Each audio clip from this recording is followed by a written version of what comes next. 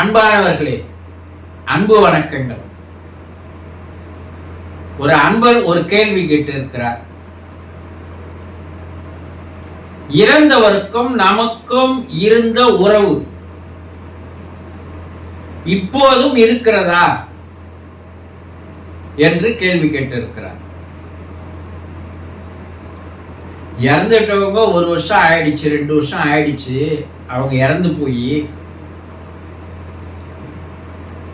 அப்போ இப்போ அவங்களுடைய உறவு இருக்குதா, நம்மோடு இருக்குதா?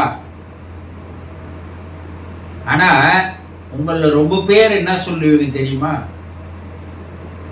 அவர் இறந்த பிற்பாடே உறவு போயிடுச்சு, இல்ல தொடர்பு போயிடுச்சு, இதுக்கப்பால் அவருக்கும் நமக்கும் என்ன உறவு இருக்குது, என்ன தொடர்பு இருக்குது, என்ன ரிலேஷன்ஷிப் இருக்குது? எதுவுமே கிடையாது. அப்படின்தான் பெரும்பாலானோர் சொல்லுவீங்க, இல்லையா? அதுதானே உண்மை குருஜி. அவர் இறந்துட்டாரு, எங்க அப்பா இறந்துட்டாரு, எங்க அம்மா இறந்துட்டாங்க, என் கணவன் இறந்துட்டாரு, என்னுடைய மனைவி இறந்துட்டா, அவங்க இறந்து 1 வருஷத்துக்கு மேல ஆயிடுச்சு, 2 வருஷம் கூட ஆக போகுது. அப்ப எப்போ உறவு இருக்கும்? இறந்த பிற்பாடே அந்த கணவன் மனைவி உறவு போயிடுச்சு இல்ல, தாய் தந்தை உறவு போயிடுச்சு இல்ல, பெற்றோர்களுடைய உறவு போயிடுச்சு இல்ல, உறவு அங்கேயே அவர்களோடவே செத்து போயிட்டது இல்லையா? அவர் இறந்தப்பவே அந்த உறவை இறந்து போச்சு இல்லையா? அப்படிதான் நினைக்கிறீங்க இல்லையா? இது பல விஷயங்களை தெரிந்து கொள்ளாதவர்களுக்கு இது சரியாக இருக்கலாம். ஏன்னா நம்ம தெரிந்து கொள்ள வேண்டிய விஷயங்கள் நிறைய இருக்குது. மரணத்திற்கு அப்பால் நடைபெறுகின்ற ஒரு பெரிய சம்பவங்கள், பல செய்திகள், பல வாழ்க்கை முறைகள் இருக்குது. இது ஏதோ ஒருவர் இருவருக்கு தெரியுமே தவிர மற்ற யாருக்கும் இது தெரிவதற்கு வாய்ப்பு இல்லை.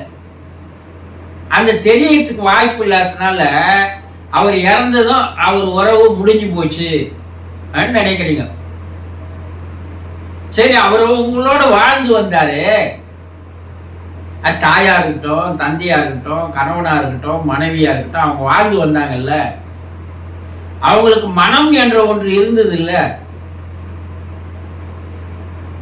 அந்த மனம் தானே உங்க மேல அன்பு வச்சது, பாசம் வச்சது, நேசம் வச்சது, அரவணைச்சது, ஆறுதல் தந்தது. எது? அந்த மனம் தானே. அந்த மனம் அவருடைய உருவத்திற்குள்ள இருந்து உங்களோடு தொடர்புல இருந்தது, உறவில் இருந்தது. எது? அவருடைய உருவமா? இல்லையே, அவருடைய மனம் தானே.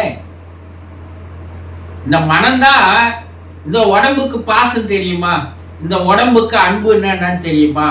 இந்த உடம்புக்கு நேசம் என்ன தெரியுமா? இந்த உடம்புக்கு ரிலேஷன்ஷிப் தெரியுமா? உறவு முறை தெரியுமா? எதுவுமே தெரியாது. இந்த உடம்புக்கு தேகத்துக்கு எதுவுமே தெரியாது. ஆனா இந்த உடம்ப இயக்கி கொண்டு இருக்கின்ற உள்ளே இருக்கின்ற அந்த மனசுக்கு தான் எல்லாம் தெரியும். அந்த மனசு உங்களோட 30, 40, 50 ஆண்டுகள் வாழ்ந்தது இல்லையா? உங்களோடு வாழ்ந்தது அவருடைய உருவம் அல்ல, அவருடைய உடல் அல்ல, அவருக்குள்ளே இருந்த அந்த மன உடல் தான் உங்களோடு வாழ்ந்தது. அதுதான் உங்க சந்தோஷத்தையும் துக்கத்தையும் அதுதான் பரிமாறிக்கொண்டதை தவிர இந்த உடல் பரிமாறிக்கொள்ளவில்லை. இதை தெளிவா தெரிஞ்சுக்கினீங்கன்னாவே உங்களுக்கு அடுத்து வரக்கூடிய ரிலேஷன்ஷிப் என்னன்னு தெரியும். இப்ப எங்கேயோ வெளிநாட்டுல ஒருத்தர் இருக்காரு, உங்க பிள்ளையோ இல்ல வீட்டுக்காரோ மனைவியோ யாரோ கணவனோ மனைவியோ வெளிநாட்டுல இருக்கிறாங்க. அந்த வெளிநாட்டுல இருந்தாலும் அவர்கள் தொடர்பு கொள்ளுகின்ற போது அந்த உறவு முறை அப்படியே தானே இருக்குது. அந்த உருவத்தை நீங்க பார்க்கல இல்லையா? அந்த டிஸ்டன்ஸ் எவ்வளவு தூரம் போனாலும் அந்த உருவம் என்ன ஆகி போகுது உங்களுக்கு தெரிவதில்லை. அவருடைய மனம்தான் உங்களுக்கு புரிகிறது, தெரிகிறது. அந்த மனம்தான் அவருடைய உருவத்தை உங்களுடைய மனக்கண் முன் கொண்டு வந்து நிறுத்துகிறது. மனமே இல்லைன்னா அங்க மனுஷனே இல்லை, அந்த உருவமே இல்லை. அதனால்தான் மனுஷனுக்கு பேரு, மனசு உள்ளவனுக்கு பேரு மனுஷன்னு பேரு. இப்ப இறந்து போனது அவருடைய உடல் தானே தவிர, தேகம் தானே தவிர அந்த மனம் இல்லை. அந்த மனமும் அந்த உயிரும் வெளியேறி மேல போயிடுச்சு. அது மேலுலகில பல ஆண்டுகள் வாழ்கிறது. அந்த மனசுக்கு, அந்த மன உடலுக்கு, அந்த ஆன்ம உடலுக்கு, அந்த ஆத்மாவுக்கு இப்போ நீங்க அதே கணவன் தான், அதே மனைவி தான், அதே தாய் தகப்பன் தான், அதே பிள்ளை என்ற உங்களுடைய குடும்பத்தில் எந்த உறவு முறைகளோடு அவர்கள் இத்தனை ஆண்டுகள் வாழ்ந்தார்களோ அந்த உறவு முறை, அந்த தொடர்பு இப்பொழுதும் தொடர்ந்து நீடித்து கொண்டிருக்கிறது. இதுல ஒரு சிலர் அதை தெரிஞ்சுக்கிற ஒரு ஆற்றல் இறைவன் அவர்களுக்கு தந்திருக்கிறான்.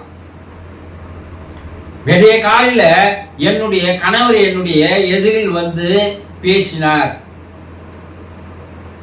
சொல்றாங்கல்ல. அப்ப எப்படி அந்த உறவு முறை அவர்களுக்கு புரிவதற்கு ஏதோ ஒரு ஆற்றல் இறைவன் தந்திருக்கிறான். பல பேர் அந்த அறிகுறிகளை உணர்ந்தவர்கள் இருக்கிறார்கள். ஆனா நிறைய பேருக்கு அது வாய்க்கவில்லை. அந்த உறவு முறை எப்போ அது உங்களை விட்டு துண்டித்துக் கொள்ளும் என்றால், அவர்கள் மறுபிறவு எடுக்கிற வரை அதே உறவு முறை தொடர்ந்து கொண்டுதான் இருக்கும். அதே உறவின் மூலமாக உங்களோடு தொடர்பில் இருந்து கொண்டுதான் இருப்பார்கள். அவர்களுடைய அந்த ரிலேஷன்ஷிப் என்பது ஒரு முடிவுக்கு வருவதில்லை. எப்போ முடிவுக்கு வரும்?